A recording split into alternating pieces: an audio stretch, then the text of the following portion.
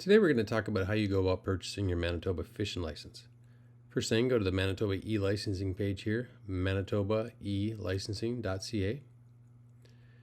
And once you're there, you can look at the Manitoba Angler's Guide, basically the rules and regs. And you can also look at the hunting guide here, but we're going to go into the fishing licensing section.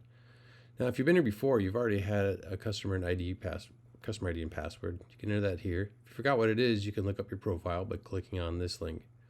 But for most of you, this is probably your first time using the system, so you can create an individual account.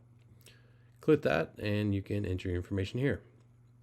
First thing to note is that the spots with the red asterisks are required. So first name, last name, date of birth, ID, you can select your non-resident driver's license or your passport number. Enter in an email and a password so you can log in again in the future. Again, you're going to need at least one phone number, your address. And one thing to note, down here, you're going to need to click this since you're going to get a hunting or fishing license. Click that and enter this information as well. Gender, eye color, recognized status. You can leave recognized status empty. So then go and click create account. Now you've created your account, you come to this page where it says select residency. For a non-Canadian resident, you'll click this at the bottom, non-resident angling. Then click proceed.